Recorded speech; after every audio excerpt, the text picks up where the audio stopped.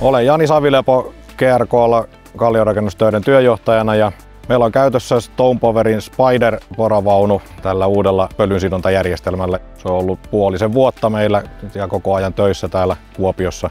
Nyt päässyt uusille työmaille. Spiderin tämä uusi ominaisuus, vesisumutusjärjestelmä, niin se on toiminut hemmetin hyvin. Itse asiassa tunnelissa se osoitti kyllä kaiken potentiaalinsa, kun injektointireikiä porattiin ahtaassa pienessä tilassa, niin kuin tunnelit on, niin kyllä päästiin pölystä eroon. Avolouhinnan puolella täällä kentällä tietenkin tuulee ja kaikkea muuta vastaavaa, niin ei ainakaan omaan silmään osunut, että olisi hirveästi lähtenyt pöly kiertää, eli pörkkiin. Pölysidonta ylipäätänsäkin niin kaupunkiympäristössä on jo ihan ympäristöehto. Eli luvat vaatii, että kaikki pöly kerätään ja sitä ei saa ympäristöön levitä.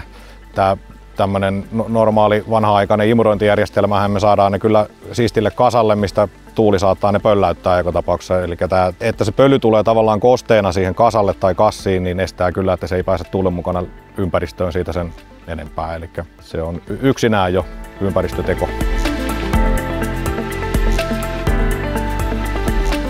Spideri valikoitu nimenomaan uutena hankintana yritykselle ihan pelkästään sen takia, että ensinnäkin avolouhinnalle tämmöiselle vaunulle oli jo tarvetta, plus että tämä kyseinen hanke, missä injektointireikiä piti porata 9,5 kilometriä, niin ei ollut markkinoilla oikeastaan toista laitetta edes olemassa, millä sitä olisi voinut toteuttaa. Ja tämä pölysidontajärjestelmä, mikä siinä tuli mukana, tuli tietyllä tavalla kaupan päälle, mutta ei missään nimessä niin kuin sanottu niin negatiivisessa mielessä, että se osui kuin nyrkki silmään.